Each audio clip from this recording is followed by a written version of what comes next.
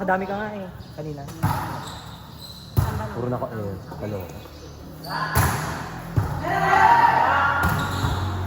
Boots!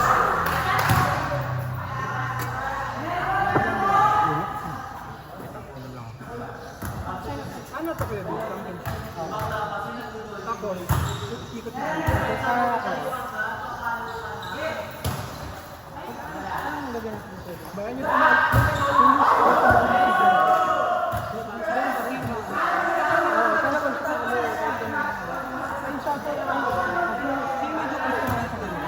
Papayat yan.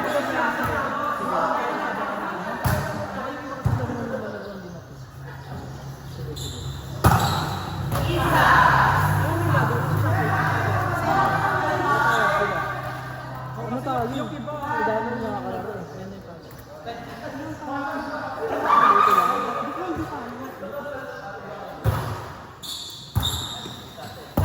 yung yung yung bola, yung katawan ko na sumunod. Lalo ng pangalan ko eh. Ano hindi pinatalo mo. Magaling ako dito. Maganda rin siya.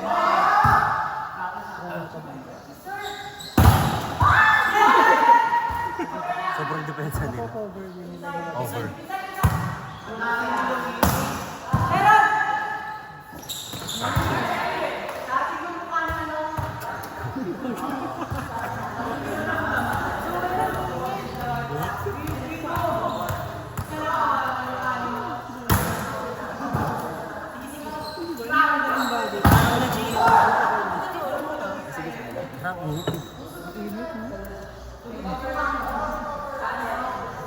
Kilala ko si Jim Garcia.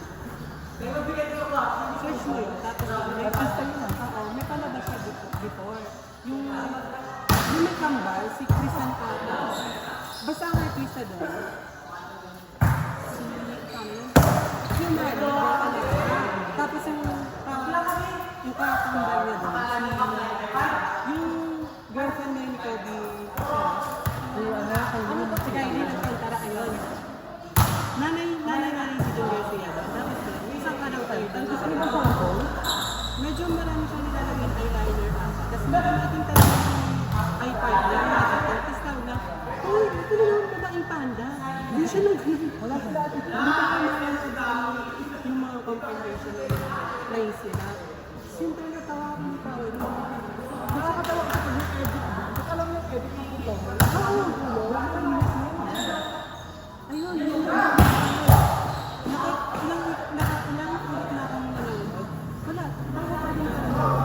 Sabi ko pa rin talaga. Yung si Jim Garcia, sabi niya, alam mo naman na dito kausap eh.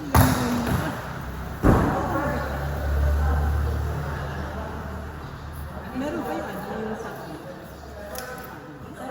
Yung kay Julia Montes. Yung may kambal. Sana ito yun. Ngayon ko lang.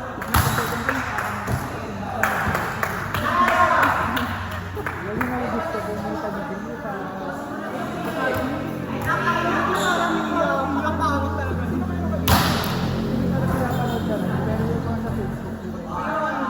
yun talaga yung gusto ko yung nagpasari tapos nilunod na yung mga ganun mo. Ano ba yun? Ang bugis ko yun. Ano ito ka na ako ba? Imagine na yung writer yun. Pakita ko. Pero ano? Buwan-buwan na ano.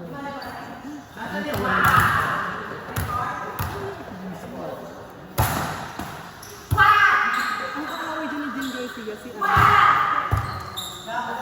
Yung asawa ni Zoren. Ayan, Carmina. Yung ipawag niya dyan.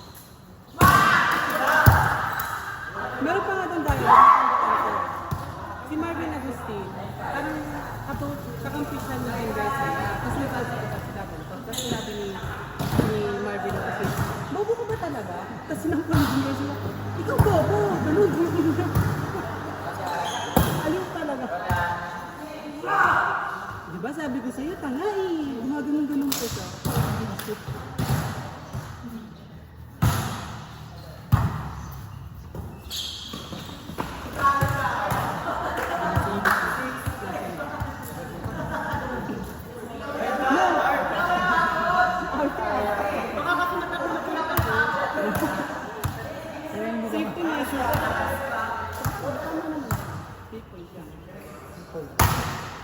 Isla.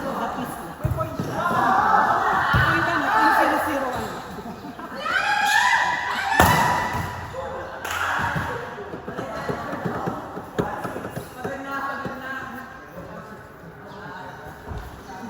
Mali sila yun.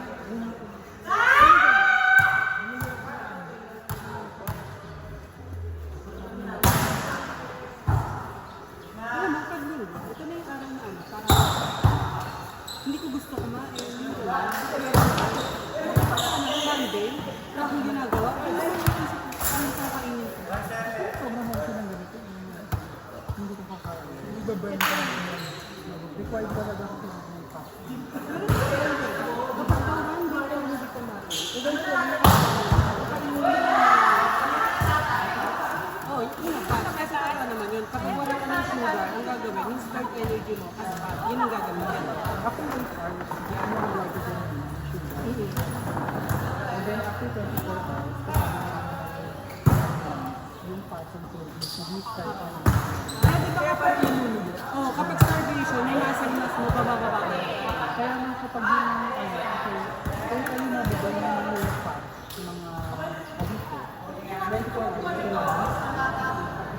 And then, pag nakita mo yung fat, parang lumabig ng protein, alam mo, yung fat na dito sa akin, nawala. Sabihin, sobrang tagal yun. Hindi naman kailangan dire-diretso, pero as ng fat, ganun na yung kapag na almost balik na kami dito na. It's either kapag yung fat, hindi na nire-replenish ng sugar. Keto diet. Maganda siya kasi ang pinipid mo sa katawan mo is yung fat. Pero yung fat kasi hindi siya unang dinadigest mo. So, medyo mapayat talaga siya. Kasi parang after 1 day pa siya gagawa ng katawan. Yung pag nawala ng sugar.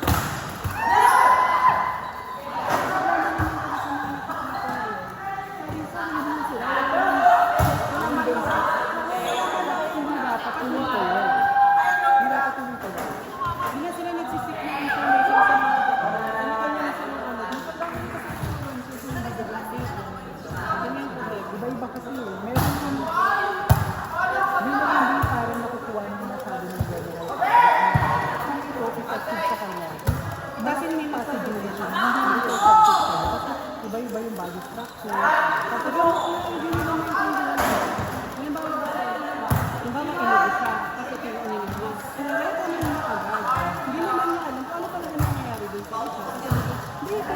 Perspective mo sa allergic ka sa'yo.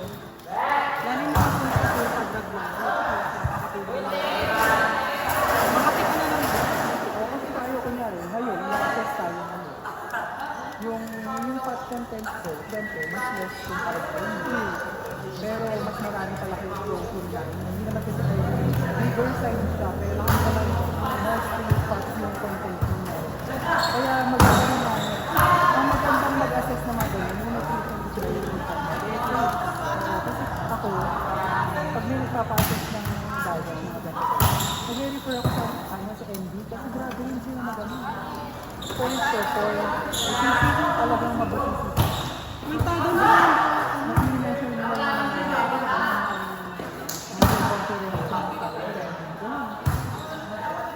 Alam mo, napaka lang sa akin. Body mass index, hanggang doon lang po. Sa body, hanggang BMI na po. Checkball na yung libo eh. Pwede din mo na consider na medtech hindi. Gusto niya pala. Hindi ko rin naman masyado ng medtech. Wala kasi akong alam. Pagpasok ko sa college, parents ko yung tumulong sa akin. Sobrang bata. 18 lang kayo nun eh. Ha? 18, graduate na kami. Ay, hindi pala. 16. Oo. 19, graduate na kami. Wala pala. Ay, hindi pala. 17 pumasok. Tama ko, 21. Ay, uhugin pa kasi pala, uhugin pa ako ng 21. Ano yung 17? Grade 11. Wala pa akong alam. Alam mo kung alam ko ano ba yung medtech. Kasi nagsabi ko lang medtech. Kasi hindi ko kayo sa sarili ko. Sa ibang fields. Nakakapagod ka mag-argument. Actually, si Yana yung natulong na doon sa nag-recommend. Sabi ko kasi, magano nga ako, mag-US math nga ako. Kasi yun yung mga choice ko, sabi ko, parang ito yung mga pinakagusto ko sa akin. Tapos sabi niya sa akin, alam mo, hindi ka naman sobrang galing sa math eh. Sabi niya sa akin, hindi ka naman sobrang galing sa math. Sa science ka yung pinaka-aata. Sabi niya, kaya ka lang naman MCAT kasi bomba, marami na ano sa inyo. Parang gano'n. Ikaw ngayon. Pero hindi ako, kabinado ako nun. Hindi talaga ako sobrang galing sa ito. Kasi nga, hirap ako sa oral. Yung pag umaabot kami ng second round, yung regional. Sabi ko sa oral, kumakapit lang ako dun sa salutatorial. Sabi ko, ganun naman talaga. Inaamin ko yung Kumbaga, sa akin yung math leader, ikaw yung science leader. hindi. Sa akin yung math leader kasi nga. Huwag ka inangkit yun pa. Kasi nga, hindi kasi nga, magaling ko sa math, sa exam. Parang tapos ko siya, ano yun. Kasi parang medyo natitimbre mo na si Ma'am Miss, kung hindi ko na pinabas. Oo naman, totoo. Yung perfect tayo, naging brilliant ko siya, kaya ako na-perfect yung exam niya ng final. Sabi ko, what if pagbasa ako ng handouts? Kasi kung ako nasa di ba karamihan, doon lang namamali. Eh di, nagbasa ako, sabi ko, ay, yun pala yun. Ganun lang si Ma'am Miss, saka hindi siya maglalabas sa exam. Nanghihili na bibigyan ng example. Kaya kasi pag pinag-tatlo na. Wala pang mga cellphone pa naman. Talagang notebook talaga. Ganun.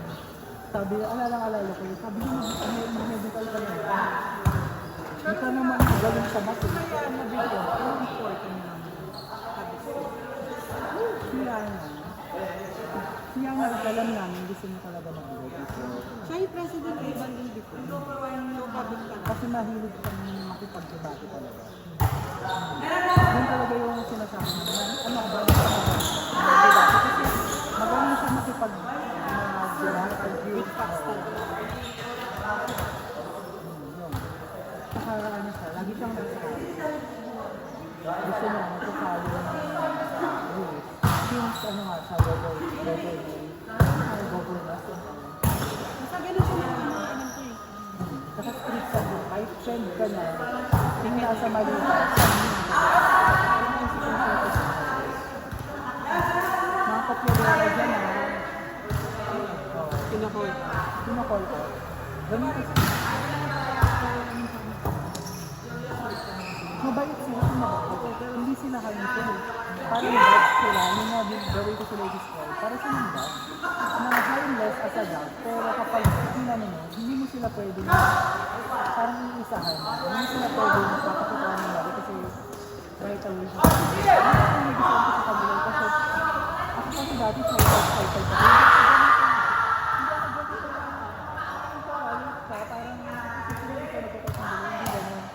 Tahimik ko dati. Hindi continue.